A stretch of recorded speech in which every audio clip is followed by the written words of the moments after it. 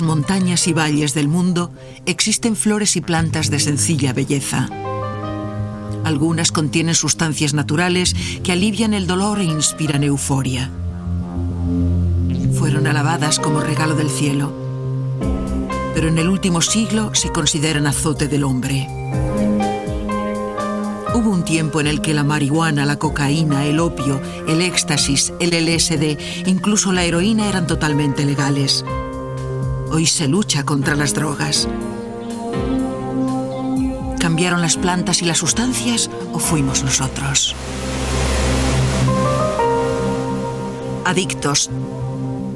Drogas ilegales, LSD, éxtasis y alucinógenos.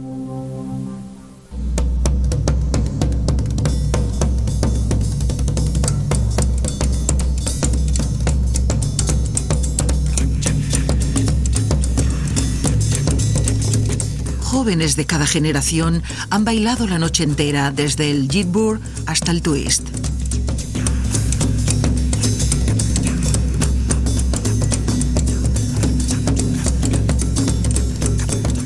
Parte de la aventura del rito de iniciación juvenil incluye con frecuencia el uso de drogas ilegales, desde el ponche cargado de alcohol a la marihuana y el LSD.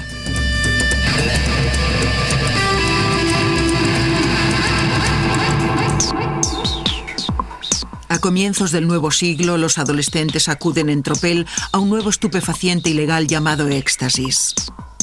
Se vende y se distribuye en los rave, fiestas de baile que surgieron de la cultura de la droga y aumentaron su popularidad. Mi droga favorita de todas las del mundo es el éxtasis. Imagínese que le acaban de tocar $100 millones en la lotería y que los que le rodean también acaban de ganar $100 millones a la lotería. Así se siente uno cuando toma éxtasis. Se está muy colocado y parece que los de alrededor también lo están. Todo el mundo es fantástico, uno se siente más cerca de los demás. Es como un orgasmo de 5 horas. Esto no es como el opio, donde uno quiere aislarse y desconectar. No es ese tipo de escape. No es voy a olvidarme del mundo y a no hacer nada. Es voy a vivir algo excitante, hacer algo loco y diferente. Voy a disfrutar, porque quiero estar despierto y hacerlo. Quiero moverme y participar. A tope, hombre.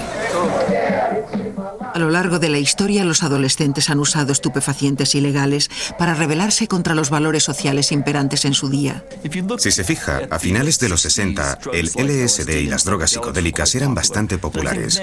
Creo que la gente estaba reaccionando a la sensación opresiva de América en la década de los 50 y principios de los años 60, y buscando realmente formas de expresión, intentando crear un universo alternativo, podría decirse.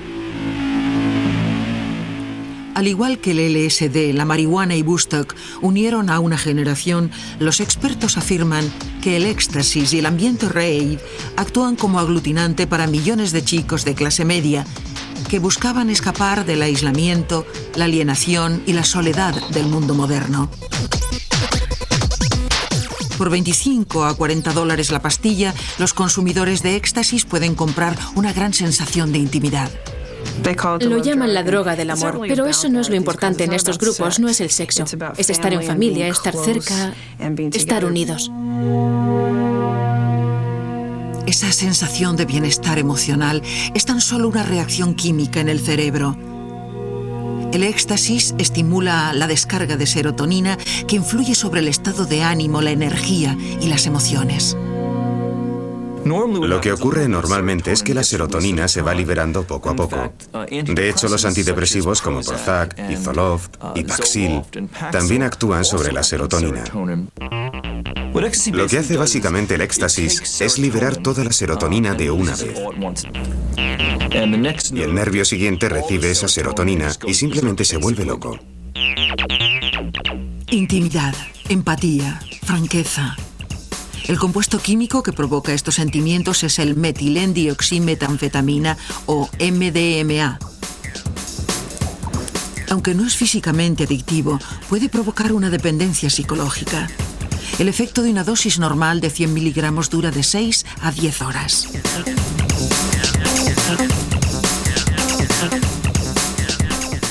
El precursor químico de la droga de fiestas de los años 90 fue patentado por el gigante farmacéutico alemán Merck. Cuando Merck la patentó, era tan solo una droga más. Se pensaba que en el futuro sería posible desarrollar otras drogas a partir de ella, que podrían actuar sobre el cerebro. Estamos en la Segunda Guerra Mundial y los alemanes tienen que centrarse en drogas para el esfuerzo bélico. Con la derrota de Alemania, MDMA y todas las demás drogas patentadas pasan a manos de los aliados como botín de guerra. Su existencia se olvida hasta que la Guerra Fría impulsa al Pentágono a analizar su potencial para la defensa nacional. En 1953, el ejército estadounidense empieza a experimentar con éxtasis en animales, perros, conejillos de indias, monos, para averiguar si se podría utilizar en la guerra química. Después, la droga volvió a olvidarse durante un tiempo. La droga del amor no resulta útil para la guerra, pero el compuesto todavía existe. Dese cuenta de que en aquel momento la sustancia se había sintetizado, pero no se fabricaba como producto farmacéutico. Existía en los libros, alguien podía consultarlos y sintetizarla, pero ninguna empresa la estaba fabricando porque no tenía un uso terapéutico. No tenía un uso conocido. Pero ¿y si las propiedades empáticas de la droga pudieran modificar la forma en que las personas se relacionan entre sí? En 1977, Alexander Salgin, un químico de California, sintetiza el compuesto y lo pone a disposición de los psicoterapeutas locales. Los psicoterapeutas de los años 70 y 80 realmente se entusiasmaron. Entonces no era ilegal, era tan solo una sustancia química disponible socialmente. Y muchos psicoterapeutas, especialmente occidentales, la usaron en sesiones muy valiosas para ayudar a sus pacientes. A juzgar por la información anecdótica, tuvo mucho éxito. Los consejeros matrimoniales la utilizaron con frecuencia en la terapia cuando los miembros de una pareja tenían problemas para comunicarse, y el éxtasis les hacía sentirse más unidos, con más confianza en el otro, y así los terapeutas comenzaron a usarla y a defender su uso. En los círculos psicoterapéuticos, MDMA se conoce como empatía. Su efecto se compara a un año de terapia en 6 horas. Si el MDMA no se hubiera salido de esos círculos y ese uso, podría haber seguido siendo legal. Pero se vuelve increíblemente popular más allá de la consulta del terapeuta, y ese es el comienzo del fin del uso legal del éxtasis.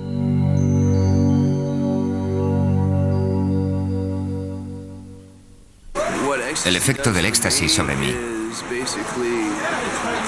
Cada vez que respiro hace castañetear mis dientes, parpadear mis ojos. Me siento como... A finales de los años 70, empatía se convierte en éxtasis, cuando salta de la consulta del terapeuta al ambiente de fiesta. Un consumidor terapéutico de Texas se da cuenta de su potencial recreativo y se pone de acuerdo con un químico local para que lo sintetice. Luego lo distribuye a los bares locales. La gente iba a los clubs de Dallas y Austin y otros lugares de Texas y tenían noches éxtasis, o bares éxtasis, o clubs éxtasis. Se podía comprar en la barra en un vaso de papel y era legal. En algunos bares se vende más que el alcohol, pero su uso excesivo sin control fuera de un entorno clínico se convierte en la causa de su caída. Hubo muchos incidentes de jóvenes con sobredosis, hubo algunas muertes. Sigue siendo dudoso si fueron provocadas por el éxtasis o no. Y cada vez más y más gente lo usaba en este ambiente de fiesta para pasar un buen rato.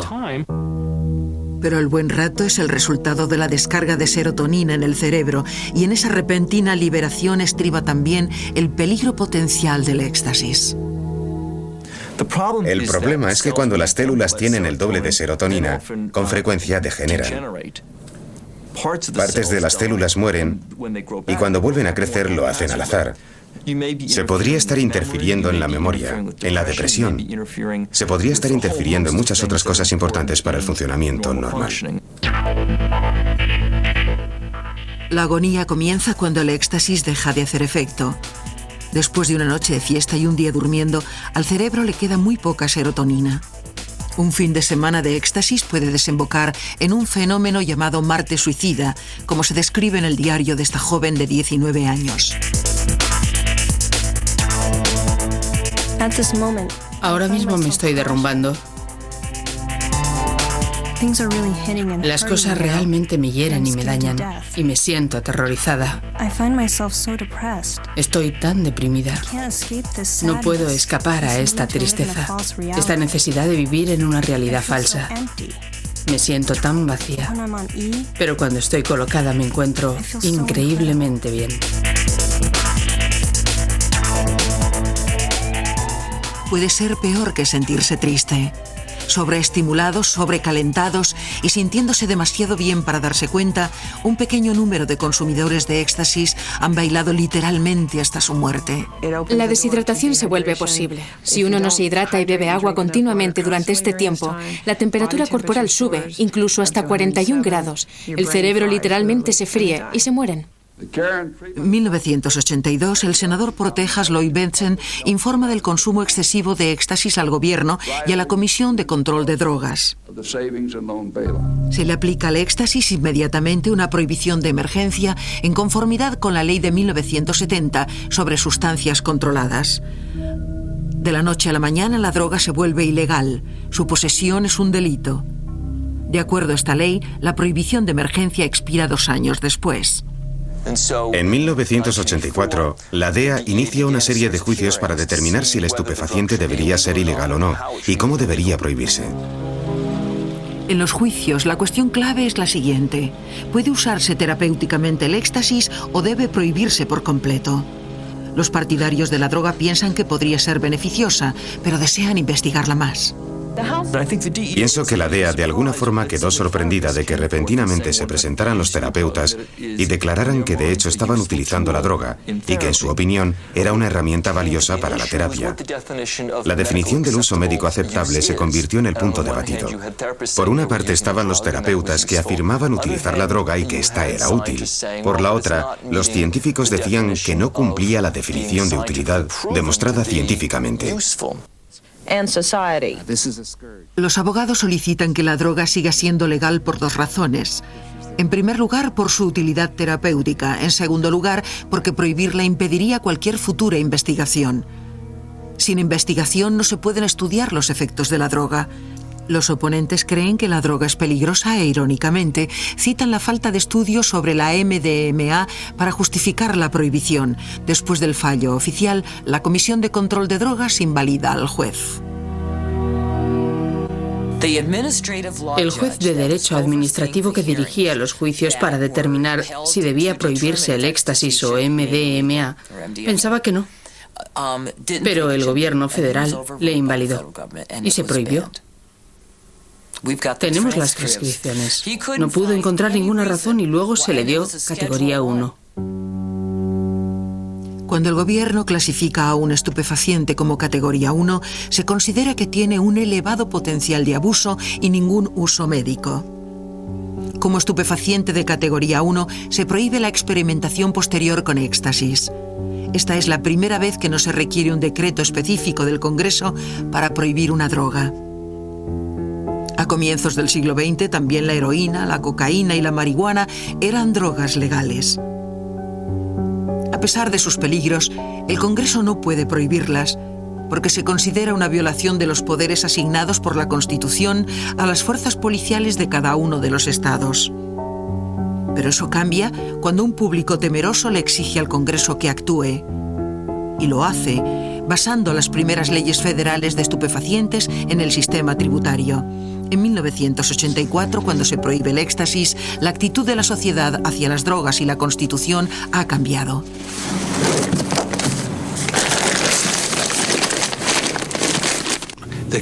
El punto clave en el uso de estupefacientes es que hay de la clase media. Si la clase media está profundamente implicada en el consumo de drogas, las leyes no son tan severas. Si la clase media no participa, no puede entender por qué alguien toma drogas, las leyes serán muy severas en contra de los que las consumen.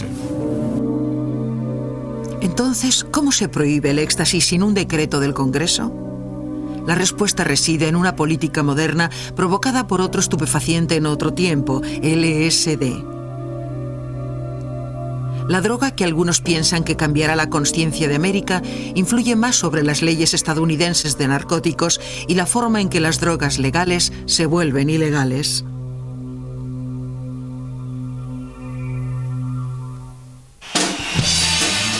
1968, el verano del amor.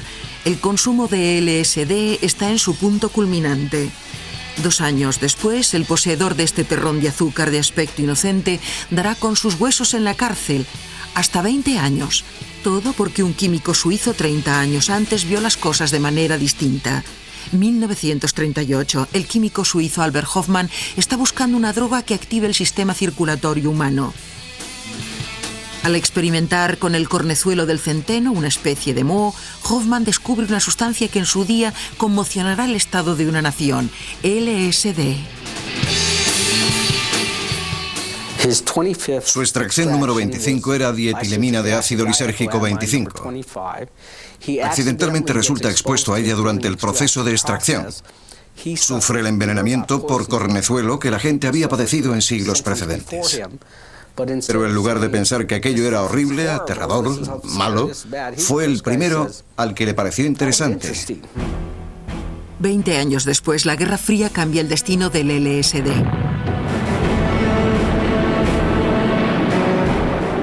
En un mundo preocupado por la posibilidad de una aniquilación nuclear, el juego de espía contra espía se vuelve cada vez más importante. Las tácticas de espionaje de la Unión Soviética son una amenaza para la seguridad estadounidense y deben ser anuladas.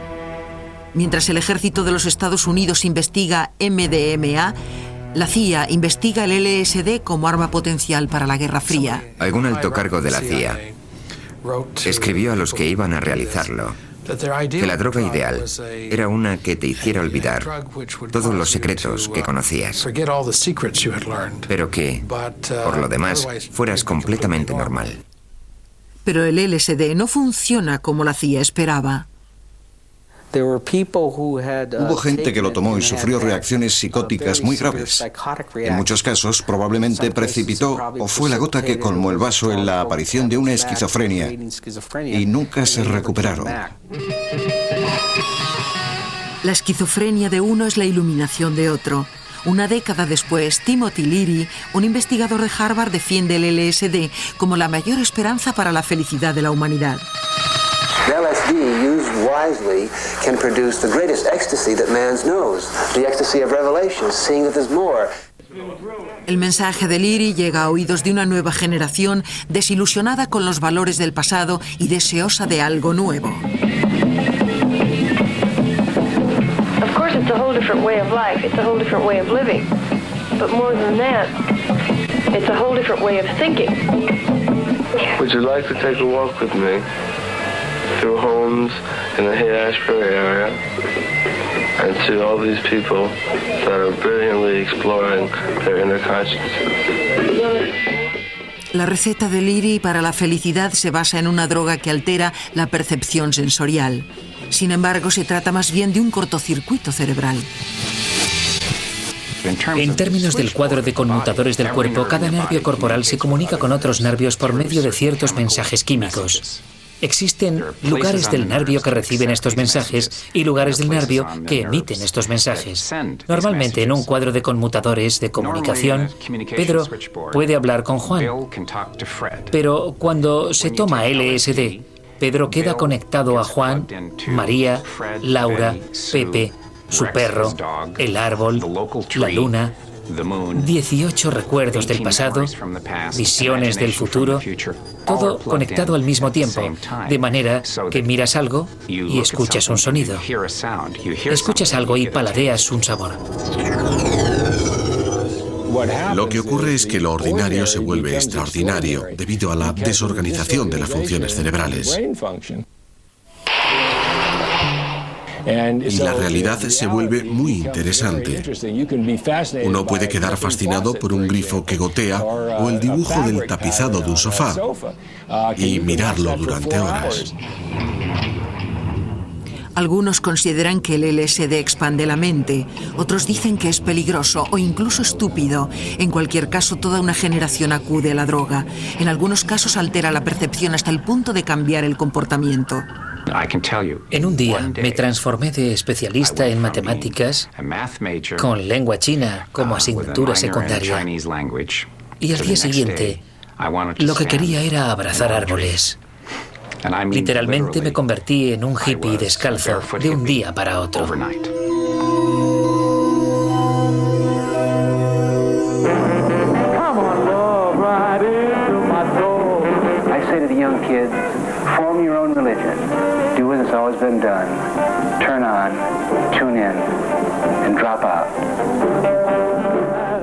Y muchos hacen exactamente eso.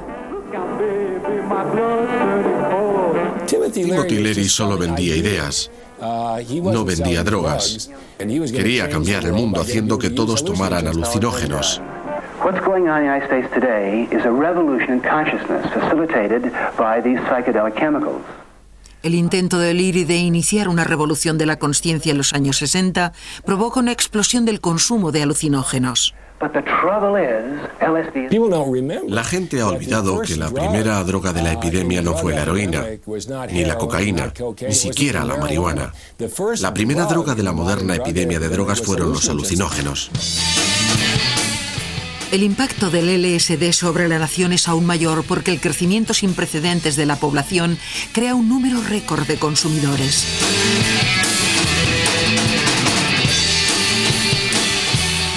La generación del baby boom estaba alcanzando el final de la adolescencia, que es exactamente el momento en el que comienzan las adicciones a las drogas. Y cuando el baby boom llegó al grupo de edad de 16, 17, 18 años, la cultura se transformó de forma muy profunda y el concepto de cultura juvenil se convirtió en sinónimo de cultura de la droga. Al contrario que el opio o la heroína, que pasan del uso medicinal a uno recreativo, el LSD es únicamente una droga de tipo recreativo, una droga identificada con toda una generación. El LSD realmente es muy diferente. Cuando se administró por primera vez LSD a toxicómanos y se les preguntó si les gustaba, respondieron que no, que esa droga no les gustaba. No creo que nadie consuma cocaína o heroína para ampliar la consciencia, pero la gente toma LSD y otros alucinógenos como parte de un viaje de autodescubrimiento, y eso es algo muy diferente.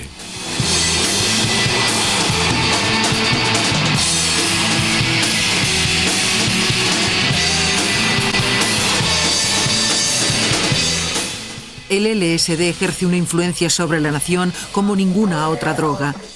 La experiencia del LSD configura el arte y la música con imágenes y sonidos derivados de la forma en que altera las percepciones cerebrales.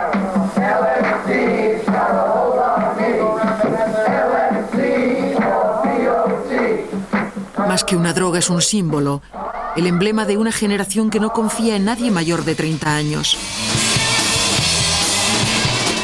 El LSD es la droga en sexo, drogas y rock and roll.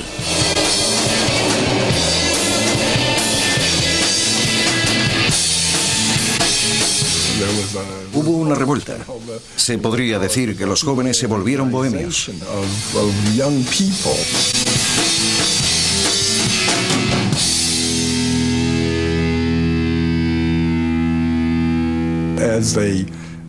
Al perder el respeto por nuestras instituciones y valores morales, comenzaron a consumir mucha marihuana y sustancias psicodélicas. Y pienso que muchos políticos estaban muy trastornados por lo que había ocurrido en los años 60. Estos jóvenes ponían en duda creencias muy queridas. Aunque el LSD es completamente legal, pronto será prohibido. Eso ocurre al asociarse la droga con el comportamiento rebelde de los jóvenes en la década de los 60. Se vendía la droga psicoactiva más potente del planeta a los jóvenes. Y estos estaban muy interesados. Su consumo tuvo un efecto de desintegración sobre la sociedad.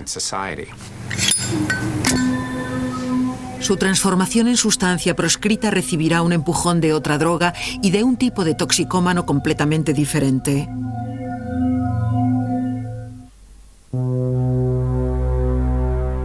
Todos los narcóticos ilegales comienzan de forma totalmente legal, de libre uso y amplia aceptación. Muchos incluso son aclamados en su descubrimiento como milagros medicinales. El LSD no constituye una excepción. Cuando se introduce en la cultura pop de los años 60, se puede conseguir fácilmente en todas partes. El LSD incluso se anunciaba en la contraportada de las revistas, se podía comprar por correo y muchos famosos lo hacían, y lo tomaron en los primeros años. Cuanto más se consume el LSD, tanto más se revelan sus peligros.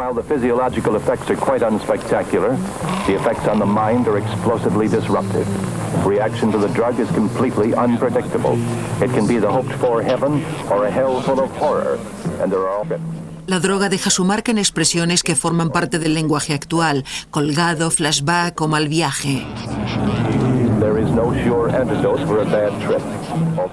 La gente, cuando su estado de conciencia está alterado, tiene un sentido falso de la realidad. Algunos se sienten omnipotentes, otros se creen capaces de volar. Algunos están tan desconectados que pueden realizar actividades que no realizarían normalmente y sentirse muy avergonzados o trastornados cuando recuperan la normalidad. Unfortunately, these dreamy psychedelic trips are very often one way. No estaban preparados, no comprendían lo que le estaba pasando a su mente. La reacción post-LSD es una reacción muy depresiva. Las sustancias químicas cerebrales están tan agotadas que les entra el pánico. Tienen sentimientos terriblemente negativos, pueden incluso suicidarse. El potencial dañino del LSD llena los titulares. Irónicamente, los reportajes sobre sus peligros con la intención de disuadir de su consumo lo aumentan en realidad espoleando la epidemia. Los medios iniciaron grandes campañas sensacionalistas contra estas drogas, y las campañas hicieron que los chavales se interesaran por las drogas y empezaran a tomarlas. El gran aumento del consumo de drogas por los adolescentes siguió la campaña mediática, no la precedió.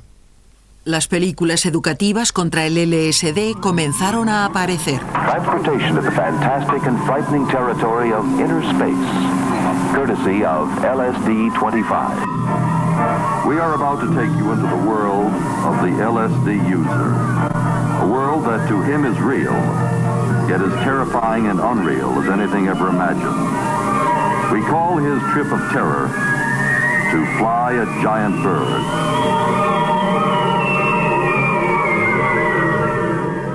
Los peligros del LSD, ya fueran difundidos como aterradora exageración o como hecho científico, influyen mucho en el debate nacional acerca de su prohibición. I frankly don't think that the human being is ready for LSD. As a matter of fact, I don't think the human being is ready for fire. But the trouble is, LSD is here.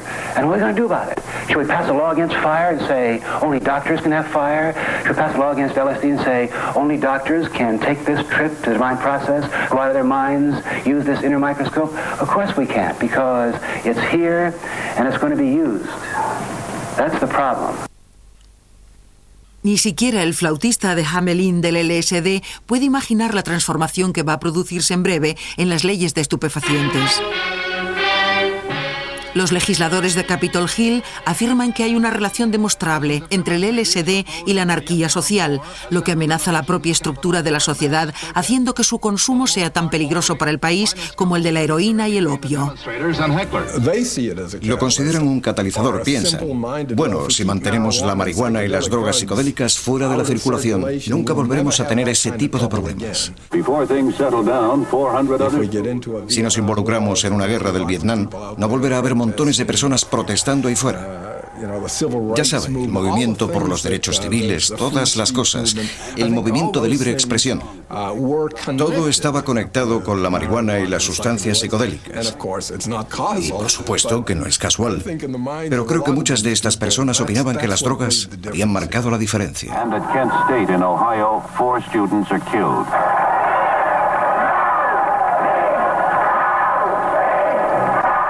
Los disturbios de los años 60 asocian el LSD con radicales y otros subversivos. Pronto los grupos relacionados con el LSD y también la propia droga se demonizan, un requisito previo a lo largo de la historia para convertir el consumo de una droga en delito. El siguiente paso de la transformación del LSD en droga ilegal es la elección de Richard Nixon, el presidente norteamericano de la ley y el orden.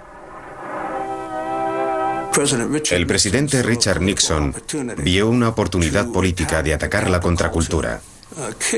Los jóvenes, cuyo distintivo era con frecuencia fumar marihuana y tomar drogas, y aquellas personas realmente estaban aplicando mucha presión a Nixon por la guerra, y el país estaba dividido. Políticamente, Nixon necesita callar las voces de protesta que están haciendo tambalearse a la nación. Hablar en contra del gobierno es legal. Las manifestaciones públicas son legales. El consumo de drogas con fines recreativos, no. Entre tanto, el jefe del FBI, Edgar Hoover, envía un memorándum oficial en donde afirma, dado que el uso de marihuana y otros narcóticos está muy extendido entre los miembros de la nueva izquierda, deberían buscarse oportunidades para que los arresten las autoridades locales con cargos contra la salud pública. En un tiempo de graves disturbios sociales, el presidente declara la guerra a las drogas. We must wage what I have called total war against public enemy number one in the United States, the problem of dangerous drugs. Nixon comienza por eliminar el antiguo sistema de anular las drogas por medio de impuestos, haciéndolas inaccesibles para la mayoría. Antes de eso, una droga era ilegal cuando se aprobaba una ley específica en su contra, como la ley impositiva sobre la marihuana, la ley Harrison, la prohibición nacional. Pero la Ley General de Abuso de Drogas de 1970 introdujo las categorías. Estas categorías clasifican a las drogas según su peligro advertido o sus beneficios médicos advertidos o demostrados. Los estupefacientes de categoría 1 son drogas que no se consideran con un valor médico cierto y que por ello están absolutamente prohibidas, excepto en casos extraordinarios de investigación. En la categoría 1 se incluyó la heroína y, extrañamente, la marihuana, el LSD y otras drogas.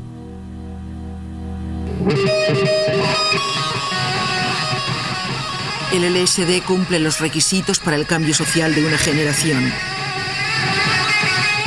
Esta relación afectará también a la prohibición de otras drogas de ahora en adelante. Se puede pasar de una categoría a otra. Es mucho más fácil que tener que aprobar una nueva ley cada vez que se cambie de opinión sobre algo. Puedo comprender perfectamente que los legisladores quisieran incluir el LSD en la clase de los narcóticos, afirmando básicamente que debería prohibirse, de la misma forma que son ilegales las drogas adictivas como la heroína y otras. En realidad no es el mismo tipo de droga, pero estaba teniendo un similar efecto destructor sobre la sociedad. Años más tarde, el éxtasis se incluye en la categoría 1, limitando cualquier potencial investigación de la droga. Las drogas de una generación rebelde se encuentran ahora bajo jurisdicción federal junto con los mortales narcóticos. Con la ley de sustancias controladas, el Congreso nunca tendrá que volver a aprobar una ley para prohibir una droga. The president's plan begins to make progress toward reality. Drug arrests are doubled. 3 times as much heroin is seized. La guerra a las drogas de Nixon transfiere la regulación desde el proceso democrático. Esa tarea corre ahora a cargo del Departamento de Sanidad y Consumo. Entre tanto, Nixon crea la Comisión de Control de Drogas, cuyo presupuesto anual aumenta en 30 años hasta casi $18.000 millones. Con ese dinero, la DEA libra la que se ha convertido en la guerra más larga de la historia norteamericana, una guerra todavía por ganar. This is one area where we cannot have budget cuts. La guerra va más allá de la aplicación de la ley. Los programas de tratamiento eliminados por las primeras leyes antidroga del siglo se restablecen. Acid baby, the stuff dreams are made of. El LSD, al igual que sus predecesores, pasa a la clandestinidad. Lo que ocurrió es que perdió su imagen pública. Ya no aparecía en los periódicos, ni en la pantalla de la televisión. Así que el auténtico cambio fue en la atención pública, mucho más que de niveles de consumo. Nunca ha desaparecido. Ha sido una constante del ambiente juvenil de drogas desde finales de la década de los 60 y sigue siéndolo hoy. Las drogas ilegales se han comparado con las malas hierbas, nunca se eliminan por completo. A comienzos de un nuevo siglo aparecen drogas nuevas, totalmente desconocidas, que son una nueva amenaza para los chicos a punto de convertirse en adultos.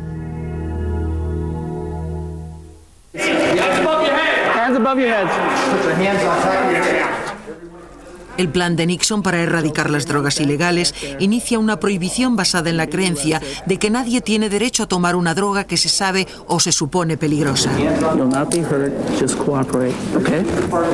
El derecho constitucional de cada uno a buscar la felicidad química, que existía un siglo antes, ha desaparecido. Pero con frecuencia se critica la actuación del gobierno para proteger a sus propios ciudadanos. Haciendo un resumen de la guerra a las drogas. En primer lugar, no ha reducido la producción de drogas en los países de origen. En segundo lugar, aun en el caso de que lo consiguiera, las drogas sintéticas que se hacen aquí son igual de peligrosas. Seguiríamos teniendo un problema de droga similar.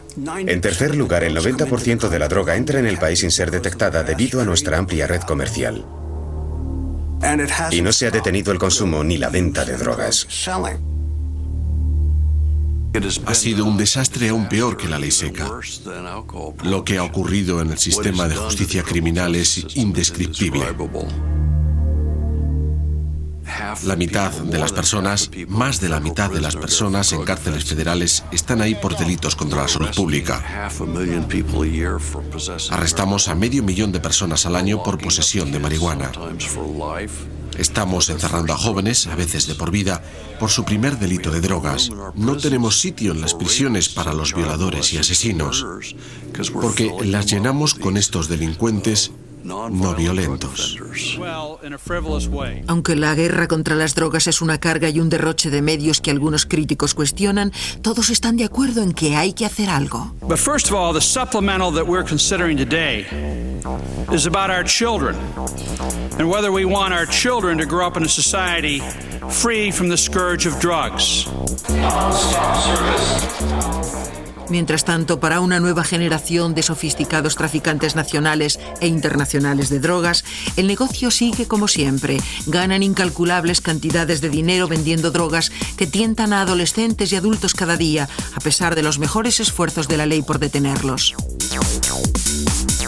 Es únicamente una forma de ganar dinero. Consideran a los jóvenes de los Estados Unidos como conejillos de indias con los que hacer negocio. Estas organizaciones se dedican a introducir drogas en el país y nosotros tenemos que estar igual de dedicados, no solo a la aplicación de la ley, sino también como sociedad. Estamos trabajando con los padres, con los profesores, con los educadores, para transmitir el mensaje de que las drogas son malas. Para empeorar aún más las cosas, algunas de las nuevas drogas sintéticas son potencialmente más peligrosas que sus predecesoras. En vista del peligro, muchas se han añadido a las categorías de estupefacientes controlados federalmente. Entre ellas la ketamina o Special K, un poderoso tranquilizante de uso veterinario, y la gamma-hidroxibutirato o GHB. El GHB, un tónico de entrenamiento utilizado por levantadores de pesas, llega a los clubs como peligroso pasatiempo. Es fácil de fabricar y de difícil detección por los grupos policiales. Parece agua y se vende en recipientes que ocultan sus peligros.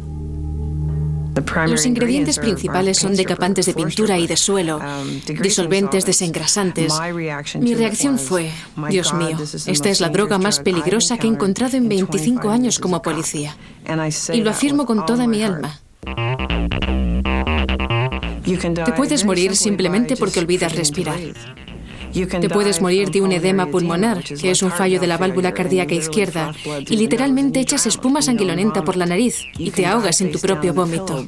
Te puedes morir boca abajo sobre la almohada porque solo respiras 6 veces por minuto. Si estás en la bañera y te da un coma GHB, lo llaman quedarse tirado, te hundes en el agua y te ahogas sin un quejido. Como el opio en los siglos XVIII y XIX, el GHB se ha utilizado para robar e incluso para violar a víctimas confiadas. Como induce a un estado comatoso de estupor, la gente ha empezado a dárselo a desconocidos y luego los roban y los maltratan. Así que se ha convertido en una droga que se emplea para hacer a alguien accesible a tus propuestas e incapaz de resistirse a ellas. Es una pesadilla para la Fiscalía y una pesadilla para detectarla. Esta droga lleva muy poco tiempo en el sistema. Y estamos viendo a muchos jóvenes con la vida destrozada o personas de todas las edades por violaciones facilitadas por la droga. GHB es una de las últimas pesadillas.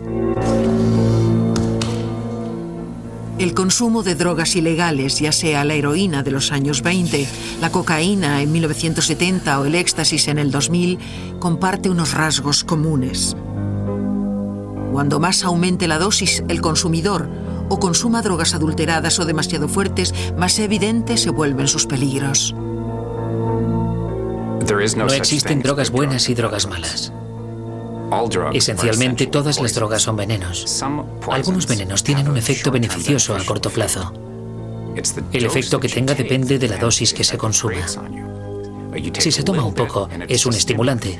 Si se toma un poco más, es un depresivo o tiene un efecto tranquilizante. Y si se toma aún más, cualquier droga mata si se toma suficiente. Si se comprimen un par de cajas de aspirinas a una pastilla y se toma esa pastilla, será mortal. Sin embargo, solo una simplemente cura el dolor de cabeza. Las drogas no cambian nada, excepto las relaciones entre las sustancias químicas existentes ya en el cuerpo, aunque los estadounidenses parecen atribuirles poderes mágicos, ya se usen para curar un dolor de cabeza, librar a la mente de un dolor psíquico o inducir la iluminación espiritual.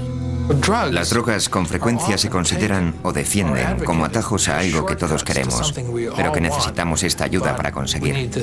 Durante la época de la tolerancia y el entusiasmo por las drogas, se pensaba que, si se tenía cuidado y se usaban correctamente, las drogas podían hacerte mejor de lo que eras. Existe una ingenuidad fisiológica, que las drogas iban a provocar algo fantástico, sin tener otros efectos colaterales. Cuando nos ponemos en contra de las drogas, adoptamos la actitud opuesta, la de que cualquier droga que se tome reduce el propio potencial.